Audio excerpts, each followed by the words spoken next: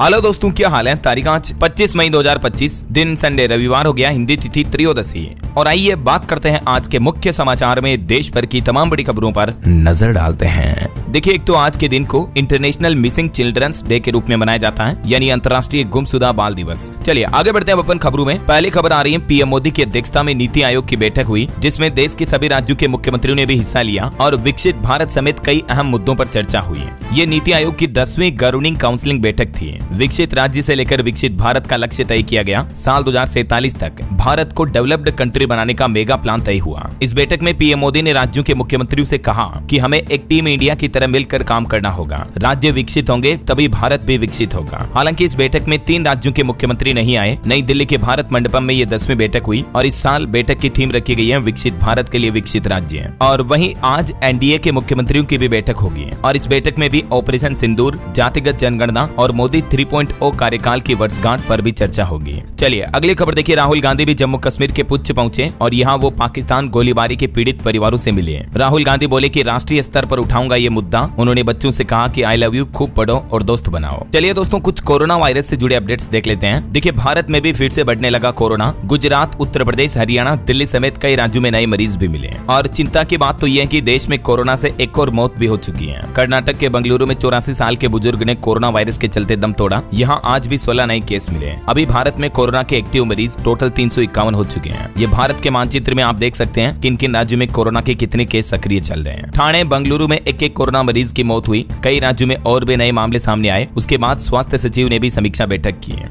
और अभी जो भारत में कोरोना के नए मामले आ रहे हैं, ये नए वेरिएंट क्या आ रहे हैं, NB 1.8.1 और LF 7 वेरिएंट के कोरोना के। दिल्ली में भी कोविड-19 को लेकर अलर्ट जारी हुआ। स्वास्थ्य मंत्री ने सभी अस्पतालों को सतर्क रहने के निर्देश भी दिए। वहीं महाराष्ट्र ठाणे में तो कोरोना के एक मरीज की मौत हो गई। बहुत ही युवा था, 21 साल के युवक ने दम तोड़ दिया। तो वहीं केरल, तमिलनाडु और कर्नाटक में भी कुछ नए मामले सामने आए हैं। बड़ी संख्या में कोविड के केस सामने आने के बाद केंद्रीय स्वास्थ्य सचिव ने भी समीक्षा की। अफसरों को बताया कि स्वास्थ्य मंत्रालय के हालातों पर नजर रखी जाए। कुछ और राज्यों के कोरोना स्टेटस देखिए आप। राजस्थान में भी 3 बच्चों समेत 7 कोरोना पॉजिटिव मरीज मिले। जोधपुर में 4 और जयपुर में 3 केस आए। अब इनमें कोरोना का वेरिएंट कौन सा है, ये जानने के लिए इनके सैंपल की जांच की जा रही है। उत्तराखंड में भी कोरोना वायरस की दस्तक हुई। बाहरी राज्यों से आए 2 लोग संक्रमित पाए गए। उसके बाद चारधाम यात्रा पर भी सतर्क रहने की अपील की है। देखिए, कोविड के नए वेरिएंट को लेकर उत्तराखंड नैनीताल में भी अलर्ट जारी हुआ। हालांकि प्रशासन का कहना है कि पैनिक होने की जरूरत नहीं है। अस्पतालों में आइसोलेशन वार्ड भी तैयार है। तो वहीं इधर उत्तर प्रदेश में भी कोविड का हाल देखिए। गाजियाबाद, नोएडा के बाद जालौन में भी एक नया केस सामने आया। स्वास्थ्य विभाग अलर्ट हुआ। मध्य प्रदेश में भी कोरोना फिर से सक्रिय हुआ। इंदौर में 2 और पॉजिटिव मरीज मिले। उसके बाद MP में भी हेल्थ डिपार्टमेंट ने व्यवस्थाएं खंगाली। भोपाल में तो अभी RT-PCR जांच की सुविधा भी नहीं है। तो कहीं न कहीं मध्य प्रदेश राज्य के लिए भी कोरोना वायरस ने एक बार फिर से खतरे की घंटी बजा दी है। लोगों को सावधान रहने की जरूरत है ना। तो ये कुछ देश भर में कोरोना के अलग अलग राज्यों में माहौल चल रहा। और चलिए आगे बढ़ते हैं अपन खबरों में। देखिए, खबर बिहार नगर पंचायत चुनाव की घोषणाएं हो चुकी हैं। इसी महीने 28 मई को अधिसूचना जारी होगी और अगले महीने 28 जून को वोट डाले जाएंगे।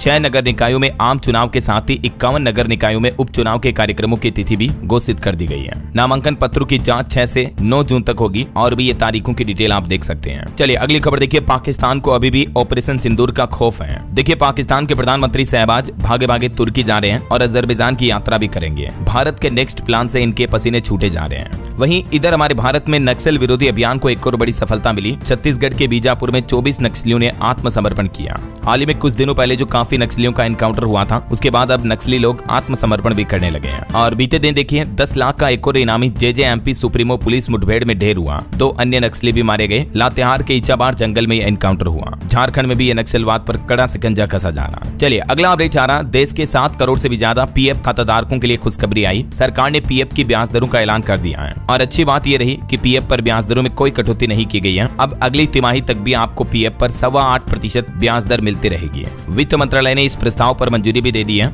यानी अगर आपके PF अकाउंट में 1 लाख रुपए तक जमा है तो आपको सालाना ब्याज के 8,250 रुपए मिलेंगे और सरकार के इस फैसले से 7 करोड़ से भी ज्यादा कर्मचारियों को फायदा होगा ना। चलिए खबर आ रही है। एलन मस्क की स्टारलिंक कंपनी भारत में 840 रुपए में अनलिमिटेड इंटरनेट डेटा देगी। इन स्पेस की मंजूरी का इंतजार है। महंगे स्पेक्ट्रम से एलन मस्क की कंपनी को कोई दिक्कत नहीं है और जल्दी ये भारत में आपको स्टारलिंक की इंटरनेट सेवाएं देखने को मिलेगी। वहीं बीते दिन ट्विटर भी दुनिया भर में डाउन हो गई। यूजर्स को काफी परेशानी भी हुई। लगभग 3 घंटे तक ट्विटर की सर्विस ठप रही। कोई पोस्ट भी नहीं दिख पा रहे थे। 2.5 महीने में दूसरी बार ये एक्स की सर्विस डाउन देखने को मिली। शाम को करीब 5:30 से 8:45 बजे तक सर्विस डाउन रही। चलिए बड़ी खबर देखिए, एप्पल कंपनी भारत में ही बनाएगी आईफोन। दावा किया जा रहा है कि कंपनी अमेरिकी राष्ट्रपति डोनाल्ड ट्रंप के दबाव में नहीं आएगी, क्योंकि हाल ही में आपको पता होगा ट्रंप ने धमकी दी थी एप्पल कंपनी के सीईओ को भी कि भारत में बनाए आईफोन, वरना हम टैक्स वगैरह बढ़ा देंगे, टेरिफ 25% लगाएंगे, है ना। तो इन सब माहौल के बीच अब CNN की रिपोर्ट्स के मुताबिक भारत में आईफोन के प्रोडक्शन से कंपनी को काफी फायदा होगा और इसीलिए कंपनी किसी भी राजनीतिक दबाव में कोई फैसला नहीं लेगी।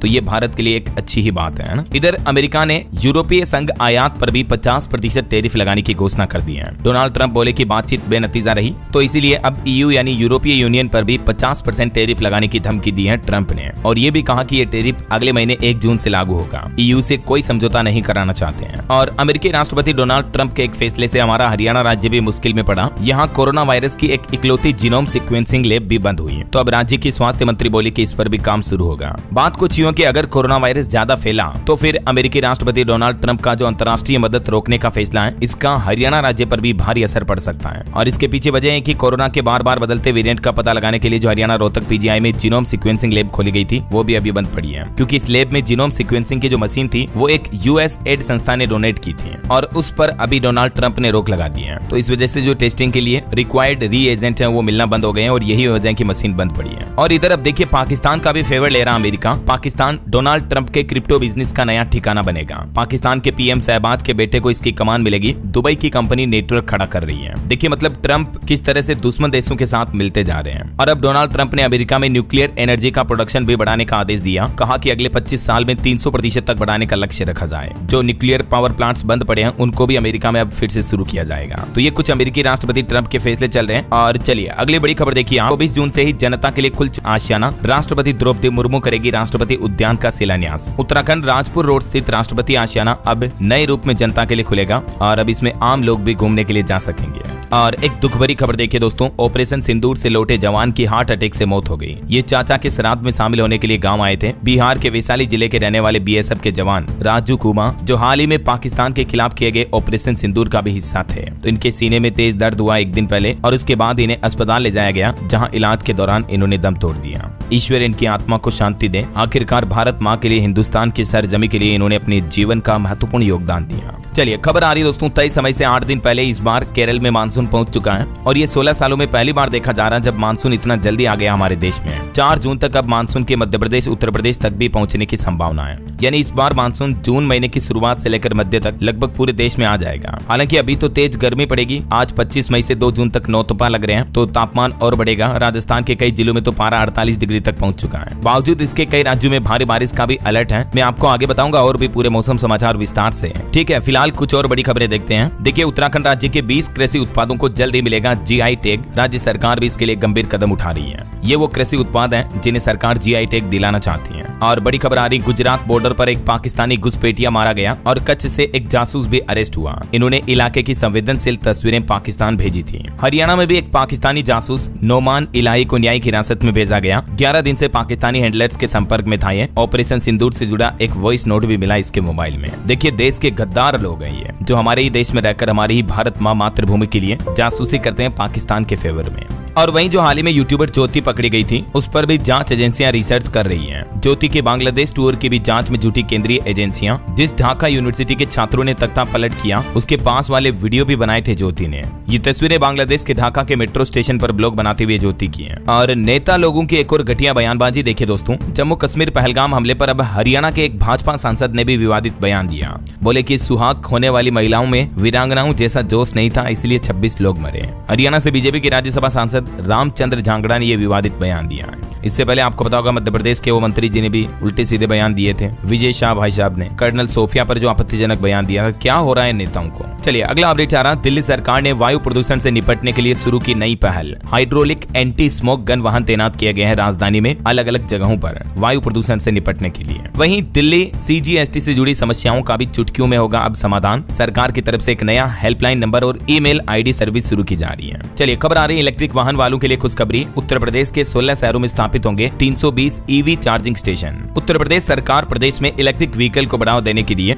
ये नई परियोजना पीपीपी मोड पर शुरू करने जा रही है। सबसे ज्यादा अयोध्या में 28 और लखनऊ में 27 स्टेशन बनाए जाएंगे। बाकी और भी प्रदेश के 16 नगर निगमों की पूरी जानकारी आप देख सकते हैं, कहां कितने ईवी चार्जिंग स्टेशन लगेंगे, है ना। और वैसे इलेक्ट्रिक व्हीकल लॉन्चिंग पर भी खबर आ रही है। 1 जुलाई को हीरो कंपनी 2 नए इलेक्ट्रिक स्कूटर लॉन्च करने जा रही है। वीडा ब्रांड के ही अंतर्गत ये नए स्कूटर लॉन्च किए जाएंगे और इनकी प्राइस भी काफी रीजनेबल रखी गई है, 74,000 से 1 लाख रुपए तक। और खबर देखिए दोस्तों, यूनुस बांग्लादेश सरकार के मुख्य सलाहकार बने रहेंगे। इमरजेंसी बैठक के बाद फैसला लिया गया। हालांकि बांग्लादेश की सेना ने दिसंबर तक चुनाव कराने का अल्टीमेटम भी दिया है बांग्लादेश सरकार को। अभी बांग्लादेश की राजनीति में एक बार फिर से उथल फुथल देखी जा रही है। चलिए, स्टूडेंट्स के लिए एक बड़ा अपडेट आ रहा, पंजाब में अब तेलुगु भी पढ़ाएगा शिक्षा विभाग। हालांकि पंजाब सरकार के इस फैसले का टीचर्स फ्रंट ने विरोध किया और कहा कि 12वीं कक्षा में पंजाबी में ऑलरेडी 3800 स्टूडेंट फेल हुए हैं, फिर चौथी भाषा का बोझ क्यों डाला जा रहा है। पंजाब सरकार के शिक्षा विभाग की ये प्लानिंग है। अब राज्य के सरकारी स्कूलों में तेलुगु भाषा भी पढ़ाई जाएगी और इस संबंध में पंजाब सरकार समर कैंप भी आयोजित करेगी। अच्छा, भाषा को लेकर सीबीएसई ने भी एक बड़ा आदेश जारी किया। देखिए आप, देश भर के सभी स्कूलों के लिए दिशा निर्देश जारी किए, जिसमें कहा कि छोटी क्लासेज में मातृभाषा में पढ़ाने पर जोर दिया जाए। इसी एकेडमिक ईयर से नए नियम लागू होंगे। सीबीएसई यानी central board of secondary education की तरफ से ये नई गाइडलाइंस जारी की गई है, जिसमें प्राइमरी एजुकेशन के लिए मातृभाषा या रीजनल लैंग्वेज को अब मुख्य फोकस में रखकर छोटे बच्चों को पढ़ाई करवाई जाएगी, है ना।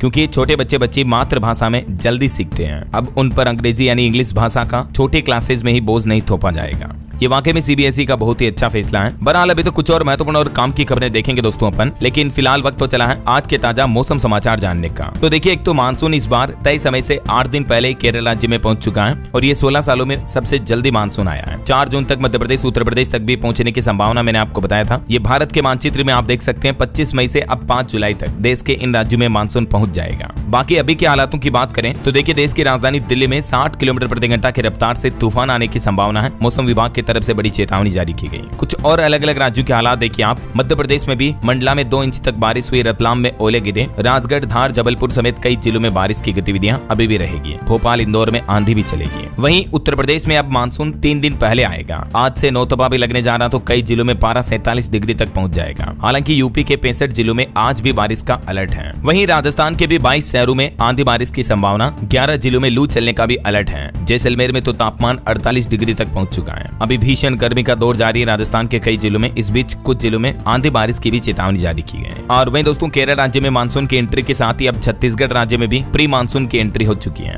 रायपुर, दुर्ग में सुबह से ही बारिश देखी जा रही है। छत्तीसगढ़ में अभी 7 दिनों तक येलो अलर्ट जारी किया हुआ है, मतलब बारिश जैसे हालात बने रहेंगे। बस्तर में भी भारी बारिश की संभावना है। इधर बिहार में देखिए दोस्तों, मुजफ्फरपुर, समस्तीपुर समेत 12 जिलों में आज भी बारिश की चेतावनी। 31 मई तक मौसम में कोई बदलाव नहीं होगा। वहीं पंजाब के भी 4 जिलों में बारिश का अलर्ट। जालंधर में पोल गिरने से एक व्यक्ति घायल हो गया। अगले कुछ घंटों में पूरे प्रदेश में तूफानी अलर्ट भी जारी हुआ। हरियाणा में भी तूफान आने का रेड अलर्ट है। पाकिस्तान से एक चक्रवात तूफान आ रहा, जिसके चलते हरियाणा के कई जिलों में आंधी बारिश की गतिविधियां चालू रहेगी। इधर पहाड़ी राज्यों में देखिए, हिमाचल शिमला में रायपुर में बादल फटा, 10 गाड़ियां बह गई। जगात खाना नाले में बाढ़ भी आ गई। ओलावृष्टि से काफी फसलों को भी नुकसान हुआ। कई जगहों पर आसमानी बिजलियां भी गिरी। बाकी अब दिल्ली में भी 25 से 30 मई तक बारिश की संभावनाएं रहेगी। धीरे धीरे पारा भी चढ़ेगा, मतलब गर्मी भी बढ़ने लगेगी। और भी अगले 24 घंटों के दौरान मौसम की संभावित गतिविधियां क्या रह सकती हैं, जिसकी जानकारी आप देख सकते हैं स्क्रीन पर। किन किन राज्यों में बारिश का अलर्ट है। बाकी आज से 2 जून तक नौतपा भी लगने जा रहा, तो इस दरमियान देश के कई राज्यों में अधिकतर जिलों में गर्मी भी बढ़ेगी। देखिए, राजस्थान में भी पारा 48 डिग्री तक पहुंच चुका है। ये नौतपा कुल 9 दिन तक रहेगा। इस दरमियान भीषण गर्मी के चलते आप अपना ख्याल रखें। कुछ हेल्थ कंडीशन वाले लोगों को ज्यादा रिस्क होता है तेज गर्मी का, जैसे कि अगर आपको कोई हार्ट डिजीज है, किडनी प्रॉब्लम है, हाइपरटेंशन या मेंटल हेल्थ डिजीज है, तो आपको भीषण गर्मी के दौरान स्पेशली ध्यान रखना चाहिए। वैज्ञानिकों की रिपोर्ट्स बताती है दोस्तों की गर्मी में हार्ट अटैक का खतरा भी बढ़ जाता है। खून गाढ़ा होने से बीपी यानी ब्लड प्रेशर भी बढ़ता है और हीट स्ट्रोक की वजह से दिमाग में सूजन आके ब्रेन हेमरेज की आशंका भी बढ़ जाती है। तो इसीलिए गर्मियों में आप ठंडी चीजें खाएं, ठंडे माहौल में बने रहें। ये कुछ स्वास्थ्य से जुड़ी टिप्स की बातें जो जरूर ध्यान रखें, है ना। ओके, और चलिए मौसम के बाद अब अपन आज के सराफा बाजार पर नजर डाल लेते हैं। तो चलिए, क्योंकि आज संडे में आपको साप्ताहिक रेट बता देता हूँ। देखिए, इस सप्ताह सोने चांदी के दाम में तेजी रही। सोना 3170 रुपए बढ़कर 95,471 रुपए प्रति 10 ग्राम पहुंच चुका है, जबकि चांदी 2303 रुपए महंगी होकर 96,909 रुपए प्रति किलो चल रही है। बाकी अलग अलग कैरेट के हिसाब से सोने की कीमतें आप देख सकते हैं स्क्रीन पर।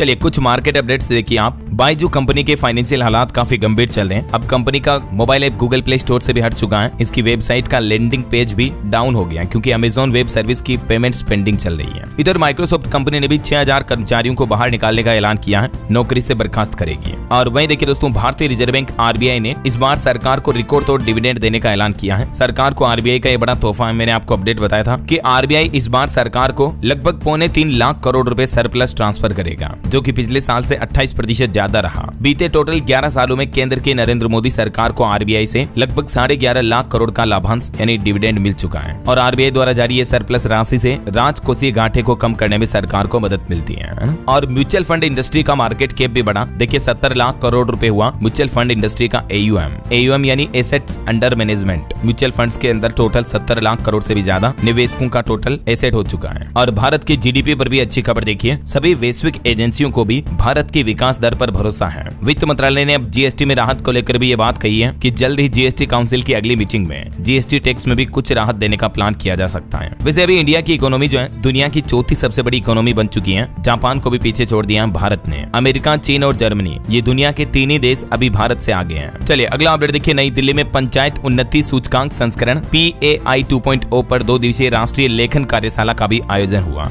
वहीं नमो भारत कॉरिडोर के अंतिम खंड शताब्दी नगर से मोदीपुरम की परिचालन तैयारी का निरीक्षण भी किया गया। राष्ट्रीय राजधानी दिल्ली के क्षेत्रीय परिवहन निगम में इस नए रूट पर भी नमो भारत ट्रेन चलाने की तैयारियां चल रही हैं। और बड़ी खबर देखिए, जम्मू कश्मीर सरकार ने डोडा जिले के कुछ हिस्सों में 27 मई तक मोबाइल इंटरनेट सेवा पर अस्थायी रूप से पाबंदी लगाने का आदेश भी जारी किया है। कुछ सुरक्षा व्यवस्थाओं के मद्देनजर ये आदेश लागू किया गया है। और बुलेट ट्रेन प्रोजेक्ट पर भी अच्छी खबर आ रही है। तैयार हो गया देश का पहला बुलेट रेलवे स्टेशन। 2029 से ही इस स्टेशन से बुलेट ट्रेन दौड़ना शुरू हो जाएगी। भारत की पहली बुलेट ट्रेन का काम तेजी से चल रहा है। और इस बीच अब रेल मंत्री अश्विनी वैष्णव ने इसका एक नया वीडियो शेयर किया, जिसमें बताया गया कि Mumbai Ahmedabad bullet train project के लिए 300 किलोमीटर लंबा वायडक्ट तैयार हो चुका है। चलिए खबर देखिए, साउथ एक्ट्रेस तमन्ना भट्टिया को Karnataka soaps and detergent limited का ब्रांड एम्बेसडर नियुक्त किया गया। वहीं रिपोर्ट्स आ रही है कि आरबीआई ने वित्त वर्ष 2024-25 में करीब 400 बिलियन डॉलर की विदेशी मुद्रा भी बेची।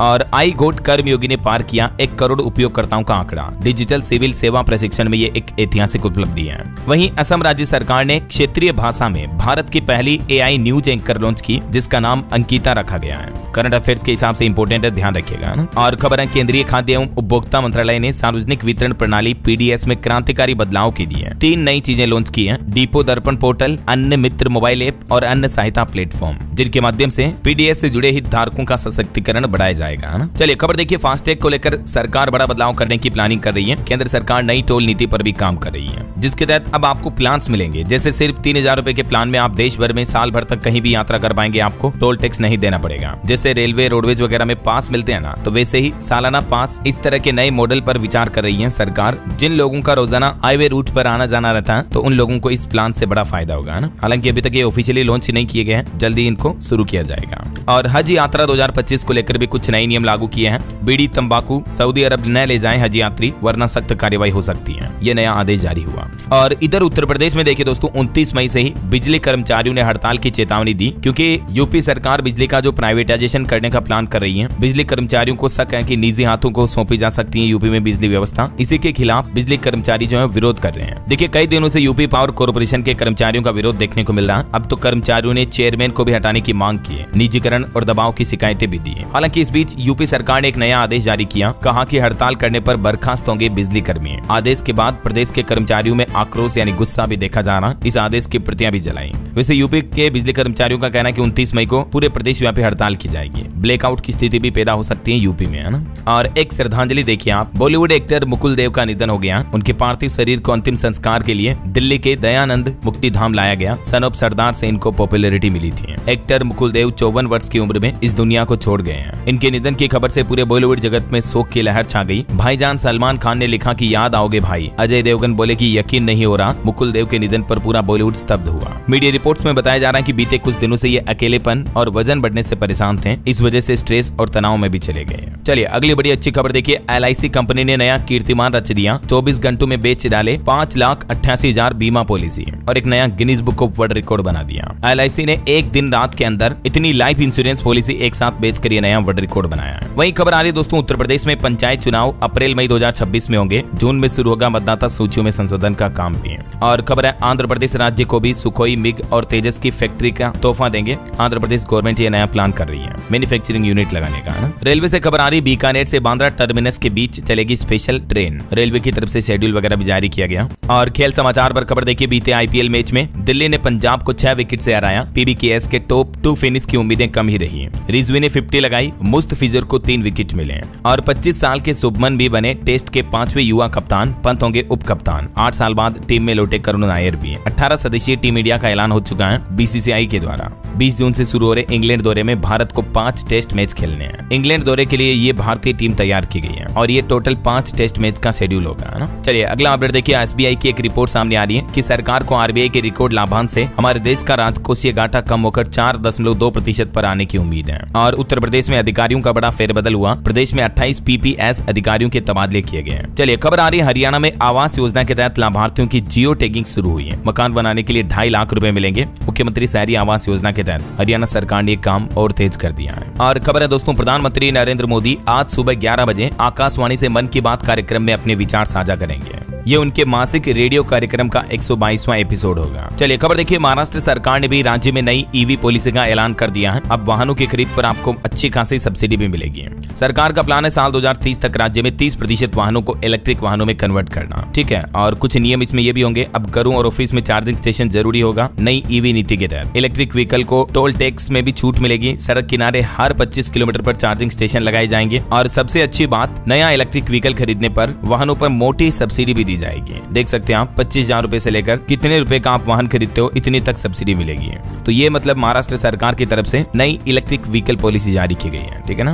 वहीं खबर आ रही कि महाराष्ट्र में सूबे के 7 जिलों का GSDP में 54% योगदान है। सरकार की ओर से जारी रिपोर्ट में यह खुलासा हुआ है। और वो 7 जिलों में मुंबई, पुणे, नागपुर भी शामिल है। एक ग्लोबल रिपोर्ट देखिए, बढ़ती मांग के बीच गिरी बैटरी धातुओं की कीमतें भी। लिथियम 80% तक सस्ता हुआ और इस वजह से भविष्य में आने वाली वाहनों की और मोबाइल फोन वगैरह की बैटरियां और सस्ती हो सकती हैं। और खबर है, IMF से मिली मदद से हथियार नहीं खरीद सकेगा पाकिस्तान। अब IMF ने अपने ऋण यानी लोन की शर्तों पर कुछ और पाबंदियां लागू की हैं पाकिस्तान के लिए। कर्ज में डूबे पाकिस्तान पर इससे आर्थिक संकट और बढ़ेगा। Election commission of India ECI का नया प्लान देखिए। चुनाव आयोग ने काउंसिल और CEO का राष्ट्रीय सम्मेलन आयोजित किया। चुनाव में होने वाले कानूनी सुधारों से जुड़े मुद्दों पर चर्चा हुई है। वहीं खबर है, CISF के कर्मियों को अब 1 से 1.5 करोड़ रुपए तक बीमा मिलेगा। केंद्रीय सशस्त्र पुलिस बलों के वेतन और जवानों के बीमा को लेकर सरकार की तरफ से यह फैसला लिया गया। चलिए खबर देखिए, पंजाब में सिद्धू मूसेवाला हत्याकांड की जांच के अधिकारी की जान चलेगी। कोर्ट में पेशी के दिन ही उनका निधन हुआ। NIA ने एक फेक पासपोर्ट बनाने वाला लॉरेंस का गुर्गा भी पकड़ा। वहीं राज्य मानवाधिकार आयोग से मांग है कि दहेज जैसी प्रतिगामी प्रथाओं पर रोक लगाई जाए। इसके लिए मुख्यमंत्री को एक पत्र भी लिखा गया। महाराष्ट्र में आयोजित एक कार्यक्रम के दौरान ये मांग की गई। वहीं वैज्ञानिकों की एक नई उपलब्धि देखिए दोस्तों, कैंसर पर सटीक वार हुआ। NIT राउरकेला ने एक नई बायो सेंसर तकनीक विकसित की है, जिससे कि दूर दराज इलाकों में भी कैंसर की जांच अब आसान हो पाएगी। सेमीकंडक्टर पर आधारित ये बायो सेंसर चिप है जो कैंसर की जांच के लिए बहुत ही जल्दी और सटीक रिजल्ट देगी। है ना। एक बड़ी चिंताजनक रिपोर्ट ये सामने आ रही है कि अस्पताल के सीवर में एंटीबायोटिक प्रतिरोधी घातक जीवाणु पाया गया। दवाओं पर असरहीन बैक्टीरिया की वजह से ये खतरा और भी ज्यादा बढ़ता जा रहा है। देश भर में जो एंटीबायोटिक दवाओं का इस्तेमाल बहुत ज्यादा होता है, तो ये कहीं ना कहीं हमारे लिए भविष्य में जाकर घातक होते हैं ना। एक बड़ी दुर्घटना हो गई राजस्थान के राजसमंद में। एक स्लीपर बस पलट गई जिसमें 3 लोगों की जान चली गई, 15 पैसेंजर्स घायल हो गए। वहीं एक और घटना देखिए, अरब सागर में फ्यूल ले जा रहा जहाज 26 डिग्री तक झुका, कंटेनर भी समुद्र में गिर गए। कैप्टन समेत 3 क्रू मेंबर को बचाने के लिए कोस्ट गार्ड का रेस्क्यू ऑपरेशन भी चल रहा था रात भर। केरल तट से लगभग 38 समुद्री मील दूर अरब सागर में ये बड़ा हादसा हो गया। चलिए खबर आ रही है, उत्तर प्रदेश के 17 मंडलों में बनेंगे साइंस पार्क, जहां बच्चों को मिलेगा विज्ञान का नया संसार। STEM वर्कशॉप भी आयोजित होगी। चलिए दोस्तों, कुछ और स्टेट न्यूज अपडेट देख लेते हैं फटाफट से। देखिए, नीति आयोग की 10वीं बैठक में राजस्थान के मुख्यमंत्री भजन लाल बोले, नॉर्दर्न कोल्ड फील्ड से दें 20 लाख टन कोयला।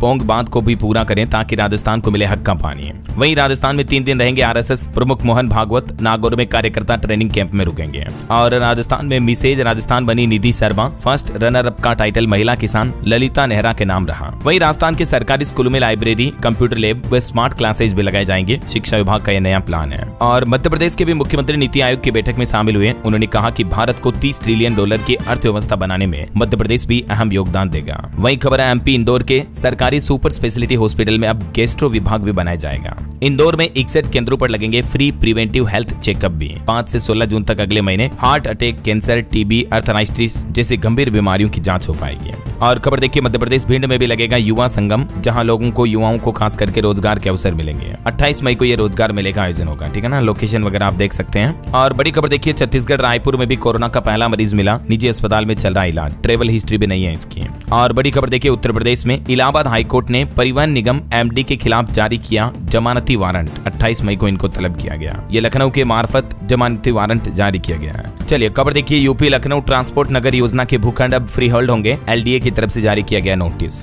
गोरखपुर में 36वीं फेडरेशन कप हेडबॉल चैंपियनशिप भी शुरू हुई। 26 मई को फाइनल होगा। और देखिए यूपी मऊ में दुकानों की साप्ताहिक बंदी का नया आदेश जारी हुआ। अलग अलग दिनों में बंद रहेगी अलग अलग दुकानें। बिहार में एक साथ बने 6800 खेल मैदान। श्रवण कुमार ने यह बड़ी घोषणा की है। वहीं झारखंड के सभी जिलों में आज बारिश का ऑरेंज अलर्ट है। हरियाणा में भी तूफान का रेड अलर्ट जारी हुआ। पाकिस्तान से उठा ये तूफान कई जिलों में आंधी बारिश की गतिविधियां लाएगा। देश की राजधानी दिल्ली में भी आज से फिर बिगड़ेगा मौसम। आंधी के साथ हवा की रफ्तार भी तेज रहेगी। ये राजस्थान श्रीगंगानगर की तस्वीरें भी देखिए, तूफान का कहर देखने को मिला। बिजली के पोल और पेड़ पौधे भी गिर गए। और देखिए हरियाणा सरकार का कहना है कि गेमिंग, ओपनिंग, ट्रेडिंग ऐप की मुश्किलें अब बढ़ेगी। सरकार ने लागू किया public gambling act. Match fixing पर 3 से 7 साल तक की सजा होगी। देखिए इस एक्ट में क्या क्या प्रावधान है। मैच स्पोर्ट फिक्सिंग के लिए 3 साल तक की जेल, सट्टेबाजी के लिए अलग से परिभाषा रखी गई है। छत्तीसगढ़ हाईकोर्ट भी इस संबंध में निर्देश जारी कर चुका है। देख सकते हैं आप कुछ जानकारियां भी। वहीं दोस्तों हरियाणा में 10,000 युवाओं की सरकारी नौकरी जा सकती है। हाईकोर्ट ने कहा कि सरकार इन्हें कॉन्ट्रैक्ट पर रखे। बोनस अंक खारिज करने का लिखित ऑर्डर भी सामने आया। हरियाणा में सामाजिक आर्थिक आधार पर बोनस अंक पाने वाले 10,000 कर्मचारियों की नौकरी जाने का खतरा काफी बढ़ गया है, क्योंकि हाईकोर्ट की तरफ से ये सख्त आदेश भी जारी कर दिया है। देख सकते हैं आप हाईकोर्ट के ये 2 फैसले कर्मचारियों को राहत दे सकते हैं। और वहीं हरियाणा के मुख्यमंत्री नायब सिंह सैनी ने एक और बड़ी घोषणा की। कहा कि राज्य में 7,000 महिलाओं का कर्ज माफ किया जाएगा।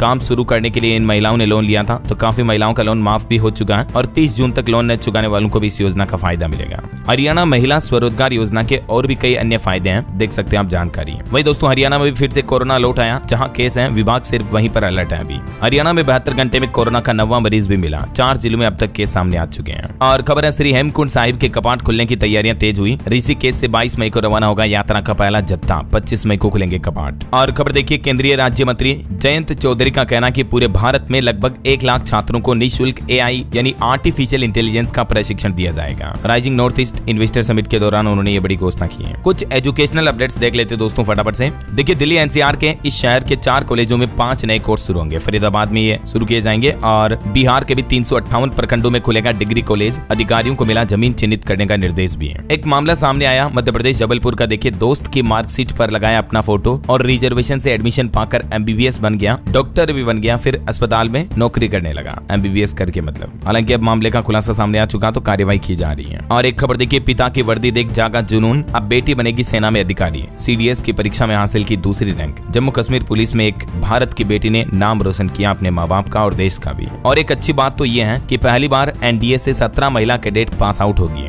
कहा कि हमें जूनियर्स के लिए हाई स्टैंडर्ड्स बनाने होंगे। एक बड़ी चौंकाने वाली रिपोर्ट सामने आ रही है कि राजस्थान में बीते 1.5 साल में 50 से भी ज्यादा स्टूडेंट ने इस तरह का कदम उठाया। और दोस्तों अब अभिभावक संघ ने भी मांग की है कि स्टूडेंट्स को बचाने के लिए आयोग का गठन किया जाए, जिम्मेदारों के खिलाफ कार्रवाई भी हो। वहीं डीआरडीओ ने भी वैज्ञानिकों के 148 पदों पर रिक्रूटमेंट निकाली है। ओके, और चलिए दोस्तों अंत में आज के राशिफल पर नजर डाल लेते हैं। देखिए तुला और धनु राशि वालों की आर्थिक स्थिति बेहतर होगी। कन्या और कुंभ राशि वालों का रुका काम पूरा होने के भी योग है। और भी कुछ अलग अलग राशियों का राशिफल आप देख सकते हैं स्क्रीन पर। और हाँ दोस्तों, आप मुझे कमेंट करके बताइए कि असम सरकार की तरफ से भारत की पहली एआई न्यूज एंकर जो लॉन्च की गई है उसका नाम क्या है, कमेंट करके बताइए। सही जवाब देने वाले लोगों को रैंडमली सेलेक्ट होने पर डीएलएस न्यूज टीम की तरफ से एक शानदार सरप्राइज गिफ्ट जीतने का मौका मिलेगा। और इसी के साथ ही अगर आपको वीडियो अच्छा लगा तो इसे लाइक करना, शेयर भी करना, डीएलएस न्यूज चैनल को सब्सक्राइब करके बेल आइकन जरूर दबा देना रोजाना ऐसी इन्फॉर्मेटिव जानकारियां, महत्वपूर्ण समाचार देखते रहने के लिए। ओके, ख्याल रखिएगा अपने आप का, अपने परिवार का। मिलेंगे अगले नेक्स्ट अपडेट में, तब तक के लिए जय हिंद, जय भारत, वंदे मातरम।